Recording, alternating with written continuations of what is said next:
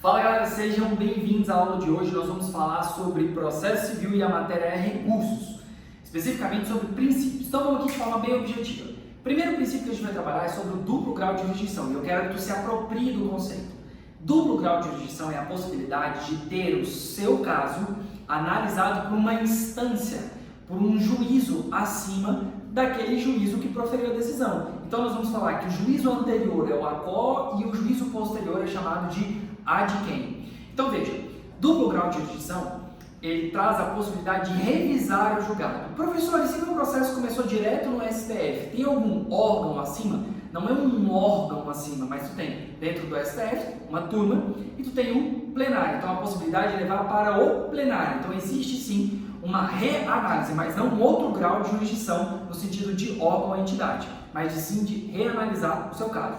Então, primeiro princípio, duplo grau de jurisdição, ok? Show? Esse princípio, ele não vai estar de forma expressa na Constituição dizendo caberá duplo grau de jurisdição. Ele tem a sua previsão no Pacto de São José da Costa Rica, mas dentro do contexto geral, na senda constitucional, tu tem a hierarquia dos órgãos instituídos e por isso a gente fala que ele tem uma previsão implícita decorrente da lógica geral da Constituição, mas não se trata de uma previsão expressa, ok? Show? Então, primeiro princípio. Segundo princípio, da singularidade, da unirrecorribilidade. Cada decisão comporta um recurso, sendo esse recurso taxativo porque ele tem uma previsão em lei. Agora, provavelmente tu já deve ter ouvido falar do recurso de embargo de declaração, que se discute se é um recurso ou não. Mas o embargo de declaração, ele tem previsão no artigo 1022 e seguintes e ele cabe na seguinte hipótese. Quando tu tens ali obscuridade, contradição, omissão ou erro material numa decisão, acórdão uma sentença. Então veja, ele serve para o próprio juízo sentenciante, que proferiu a decisão, que fez o acórdão, corrigir, rever alguma coisa naquele julgado. Então eu posso ter um embargo de declaração como hipótese de sua oposição numa decisão e depois apresentar um recurso, por exemplo, de apelação no caso de sentença. Então eu apelo da sentença. Então, embora cada decisão comporte um recurso, os embargos ele permite essa possibilidade de ser utilizado como manejo antes mesmo do próprio recurso específico. Embargos, primeira hipótese excepcional.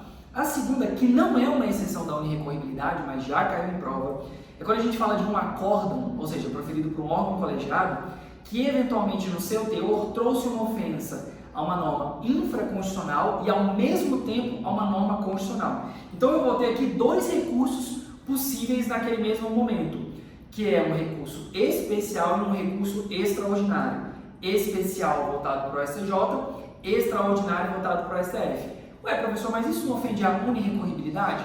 Não, porque embora seja uma decisão, os fundamentos recursais são distintos. Tanto é que um vai para o STJ, depois que for analisado lá, ele é remetido para o STF, beleza? Show? Terceiro princípio, chamado princípio da fungibilidade. A fungibilidade diz que eu posso analisar um como se outro fosse, ou seja, substituir. Lembra da matéria de obrigações? Eu contratei Wesley Safadão para fazer um show, só que ele não pode ir, aí ele manda Wesley Safadinho, que é a versão miniatura. Pode? Veja, não, porque isso é uma obrigação intuito personae. Nesse caso, a gente está falando de uma obrigação infungível. E aí, às vezes, nós vamos falar de fungibilidade dentro da senda recursal e a gente esquece desse conceito. Então, fungibilidade é de poder admitir um como se outro fosse. E pode, professor. Veja, se tu errou o recurso, basicamente, tu errou basicamente a forma de impugnar aquela decisão. Eu concordo contigo, tu não está errado, perfeito. Só que existem situações em que realmente há uma dúvida objetiva, há um questionamento qual seria o recurso cabível naquela hipótese. Então, quando não for um erro grosseiro, primeiro requisito, e houver dúvida objetiva sobre o cabimento do recurso, é possível ter a fungibilidade. Vejam, não ser um erro grosseiro, turma, é quando a lei fala assim, caberá apelação da sentença. Está escrito, apelação, sentença. Logo, se tu interpõe um agravo, está errado. Então, está equivocado. Então, é um erro grosseiro. Quando existe uma previsão expressa do cabimento, nesse caso, a falha é um erro grosseiro. Agora, vamos lá. Nós temos exceções que o próprio Código já permite fazer a fungibilidade. Quando eu tenho um embargo de declaração de uma decisão monocrática, pode o relator entender como se aquilo ali fosse um agravo interno, então há uma fungibilidade. Ou, e é um caminho de duas vias, quando tu interpõe um recurso extraordinário para o STF, chega no STF e ele fala, não, essa matéria é infraconstitucional, devolve para o STJ. Ou, essa matéria é constitucional e o STJ remete para o STF. Então, isso é uma hipótese de fungibilidade. Admitir um como se outro fosse. Ok? Próximo princípio. Da vedação ao reformácio impégios. Muito comum também no direito penal. Vamos lá. Reformácio impégio é reformar para piorar a situação da parte. É vedado ao tribunal reformar em prejuízo da parte quando somente ela recorreu. Exemplo, eu entrei com uma ação pedindo 100 mil, ganhei 70. Não ganhei tudo, não perdi tudo. Nós falamos que é uma sentença parcialmente procedente. Eu sozinho recorro. Eu quero 100, sou gananciosão, quero 100. Nesse caso, veja, como eu já tive 70, não pode o tribunal simplesmente reduzir esse montante. Ele não pode piorar a situação, chamado da vedação ao reformácio impégios. Mas quem está me assistindo, está acompanhando aí, sabe que eu gosto de falar do extra, daquilo que cai em prova. Então, vou pegar aqui uma exceção topíssima. Vamos lá. Imagina que tu foi lá, ingressou com essa ação, o juiz sentenciou parcialmente procedente e na hora de recorrer o tribunal viu que essa dívida estava prescrita. Quando a gente fala de dívida prescrita, a gente está falando de uma matéria de ordem pública. E aí, por um efeito dos recursos chamado de efeito translativo, pode o tribunal reconhecer a prescrição porque é uma matéria de ordem pública e sequer precisa ser o quê? Sequer precisa ser provocada. Uma matéria de ordem pública ela pode ser analisada de ofício. Mas isso para provas específicas. O que eu quero que tu se aproprie é vedação a reformácio impégios. Eu não posso piorar a situação de quem recorre sozinho. No direito penal, fui condenado a 4 anos. Eu recorri, o Ministério Público não recorreu. Pode o tribunal aumentar minha pena para 6, 7, 8? Não. Vedação a reformácio impégios. De boa? Top? Massa. Princípio da dialeticidade. Veja, a dialeticidade, vou falar até de Aristóteles, a ideia de diálogo. Se eu estou recorrendo de uma decisão, o meu recurso tem que dialogar, tem que impugnar os fundamentos daquela decisão recorrida. Então, nesse caso, em razão do princípio da dialeticidade, veja, eu tenho que ter um diálogo entre o meu recurso e a minha decisão anterior, beleza? Então, chamado de princípio da dialeticidade. Não se esqueçam disso, porque basicamente quando dá análise, eu tenho que preencher esse diálogo. Tanto é que nós temos posicionamentos simulados sobre o assunto dessa matéria. Fechou? Top? Então vamos lá. Com relação à voluntariedade. Os princípios da voluntariedade ou disponibilidade vão dizer que eu não sou obrigado a recorrer. Isso quer dizer que eu não tenho a obrigatoriedade do recurso. Eu posso recorrer se eu quiser. Inclusive eu posso desistir do meu recurso. Eu posso renunciar ao direito de recorrer. Fechou? Então basicamente isso. Simples assim. Princípio da extensibilidade, que também é um efeito.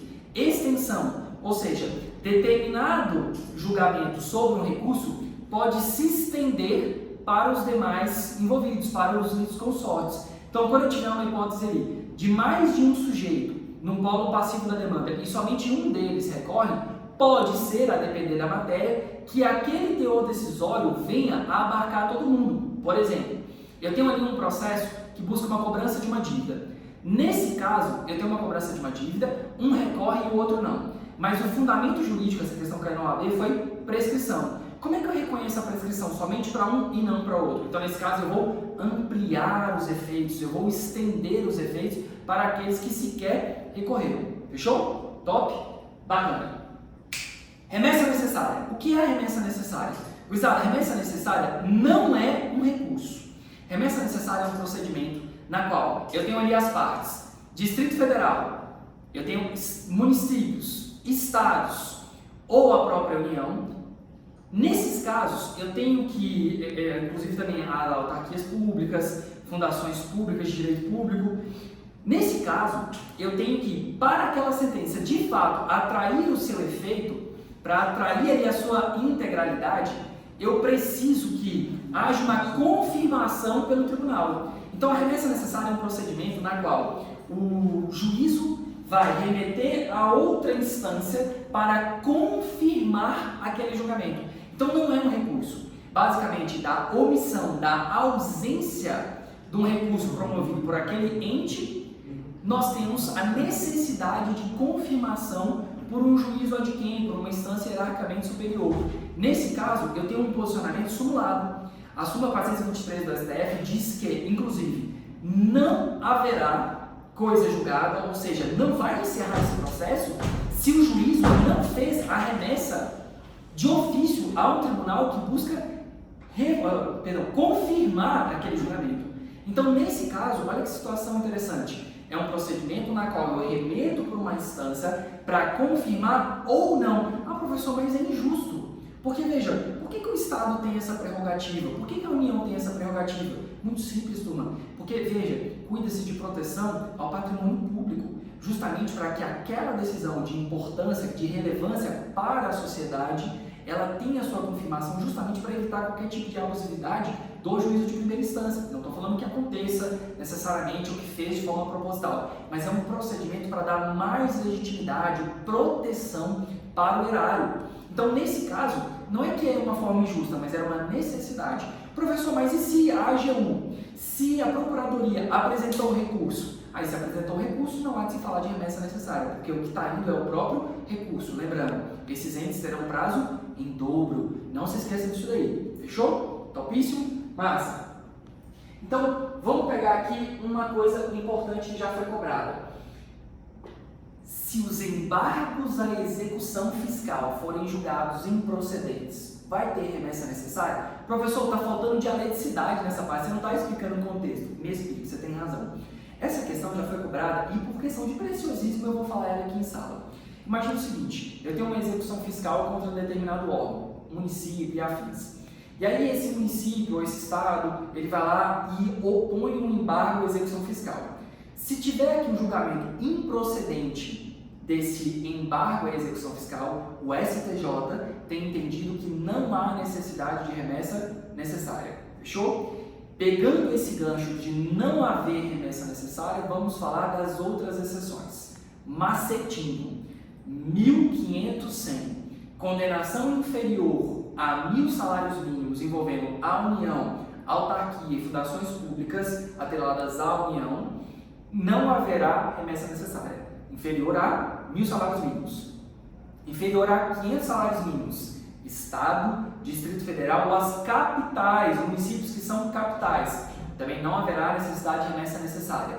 E por fim, condenações inferiores a 100 salários mínimos no caso de municípios e demais entidades a elas vinculadas. Então não haverá necessidade de remessa necessária. Macete, 1.500. E a última hipótese são o Juizado Especial da Fazenda e Juizado Especial Federal. Também não haverá necessidade de remessa necessária. Show? Topíssimo? Do moment? Então vamos lá. Pedido de reconsideração. Pedido de reconsideração, deu um giro aqui, né? O pedido de reconsideração, tem que tomar muito cuidado em relação a isso. O pedido de reconsideração é uma petição simples, na qual você busca reconsiderar algum ato do magistrado, só que isso não é recurso, isso não tem efeito suspensivo. Então é uma petição atécnica, não é propriamente prevista, ela é utilizada na prática exclusivamente em atos que você tem ali algum erro muito latente e não apresentou os embargos no momento correto, e aí aquilo ali pode eventualmente gerar algum resultado. O magistrado não é obrigado a analisar aquilo ali, não tem efeito suspensivo, então na prática você tem que tomar muito cuidado para tu não ter um prejuízo. Por quê? Vai que tu peticionou pedindo um pedido de reconsideração e não apresentou o recurso cabível. Camarão que dorme, a onda leva. Tu tinha um prazo recursal, não cumpriu, beijos, um abraço, deu mole, não apresentou o recurso cabível corretamente. Então, você acabou pagando o preço da preclusão. Agora, veja bem, a reconsideração, turma, ela está atrelada a um efeito, já vou dar um spoiler, chamado efeito regressivo. Isso quer dizer que existem hipóteses onde o recurso, quando a gente fala de efeito, a gente fala de consequência daquele recurso. E alguns recursos são dotados do efeito regressivo. Nós temos dois que são de pronto, que é o agravo de instrumento, o agravo interno. Esses dois, você bate o olho, puf, eles têm efeito regressivo. Que é o quê? É a possibilidade do julgador voltar atrás. O agravo de instrumento é um recurso que ele é protocolado direto na segunda instância. E aí tu informa ao juiz, olha, eu recorri por agravo de instrumento. O senhor quer manter essa decisão? Esse é o chamado efeito regressivo, e o magistrado pode voltar atrás ou não. O agravo interno é da decisão monocrática. Então, aquele colegiado, o relator decidiu de forma monocrática, ele pode manter a decisão ou não. Então, a gente chama isso de efeito regressivo. Ok? Aí a gente foi lá para o efeito. Não se confunde com petição simples de reconsideração. Show? Do momento? Massa! Efeitos do recurso. Como eu disse, os efeitos são as consequências do recurso. O primeiro deles é chamado de efeito devolutivo. Então, pensa o seguinte, todo o processo na fase de conhecimento, ele chega ao seu fim por meio da sentença, que é o ato que põe termo à fase de conhecimento. Tudo isso aqui que foi produzido, ele vai para a segunda instância e pode ser realizado, fato, prova. Então, essa ideia de devolver, de permitir que o tribunal possa analisar toda a matéria é chamado de efeito devolutivo. Então, se apropria do conceito. Efeito devolutivo é a possibilidade do tribunal analisar todos os elementos de convicção que foram produzidos naquele processo. Show? Agora, uma ressalva importante. STJ e STF é terceira ou quarta instância? Não, não existe terceira ou quarta instância. Nós temos ali que são instâncias superiores para unificar, dar segurança jurídica. Então, quando eu falo de efeito devolutivo no STJ ou no STF, só vai subir para esses tribunais acórdão dali para cima. Acórdão, embargos, recurso especial e recurso extraordinário. Então, só sobe daquilo que foi produzido na segunda instância, justamente porque a eles compete discutir matéria de direito, não de fato ou de prova. Então não vai ver um vídeo de chute na canela, não vai, porque isso é revolver provas, ok? Então súmula 5, súmula 7 veda um reexame de prova ou de fato. Então é um tribunal de segurança jurídica, de apaziguar a compreensão sobre determinada matéria. Então por isso que ele se dedica exclusivamente à matéria de direito. Então esse efeito devolutivo existe? Existe, só que do acórdão para cima. Então a gente vai falar de um efeito devolutivo mitigado. Fechou? Próximo efeito. Efeito suspensivo. O que é o efeito suspensivo? O recurso de apelação é o único recurso que de pronto ele tem ali o efeito suspensivo dentro dele. O efeito suspensivo é a capacidade de um recurso suspender a exigibilidade da decisão. Então tem uma sentença, tu foi lá e recorreu por meio de apelação. Puf! Aquela sentença não vai produzir efeitos imediatos, porque a apelação tem efeito suspensivo. Agora, presta atenção, os outros recursos podem ter efeito suspensivo? E a resposta é sim. Só que para isso, obviamente, tu tem que pedir e o magistrado deferir. Professor, e quando que vai ser deferido? Os casos mais comuns de deferimento do efeito suspensivo é quando aquela decisão, caso seja cumprida naquele momento, possa produzir um resultado irreversível, um dano irreversível. E aí, nesse caso, é possível a concessão do efeito suspensivo para recursos que não são dotados naturalmente de efeito suspensivo. Então, se apropria do conceito, suspende a exigibilidade daquele ato. Qual que tem de pronto? A apelação. Os demais podem vir a ter o efeito suspensivo. Show? Massa. Agora vamos lá. Exceções ao efeito suspensivo da apelação. Se uma sentença confirma uma tutela antecipada, ou seja, o camarada entrou com a ação pedindo um tratamento médico, senão ia morrer. E a sentença confirmou. Nesse caso, se confirma, a apelação não pode ter efeito suspensivo, senão você vai matar o bicho, vai matar o camarada, entendeu? Aí o cara tá enrolado, porque daí teve o efeito suspensivo, ele vai virar óbito, porque você cortou o tratamento dele. Outro, alimentos. Foi lá e deu alimentos. Confirmou os alimentos provisórios. Aí a pessoa vai lá e a parte interpõe o recurso de apelação. Então a criança vai ficar com fome até julgar a apelação? Também não. E nos casos que envolvem cumprimento de sentença ou execução, também não serão dotados de efeito suspensivo. Show? Vamos lá. Interação com as tutelas é justamente se confirma a tutela, a apelação não vai ter efeito suspensivo. E quando ela revoga, entenda, quando ela revoga quer dizer que eu estava voltando atrás. Então a gente não pode falar de ampliar um efeito suspensivo justamente porque ela revogou aquela tutela anteriormente deferida. Show? Translativo. Tomando muito cuidado com relação a esse efeito, vou até falar devagarzinho, ó, tô chegando no próximo aqui, ó, toma tudo. Translativo é a possibilidade de um tribunal analisar uma matéria de ordem pública, ainda que não tenha sido suscitada. Me explico. Nenhuma das partes falou de prescrição. Veio uma sentença, não falou nada. Chegou no tribunal, o relator, o vogal, olhou e falou assim, mas está prescrito isso aqui.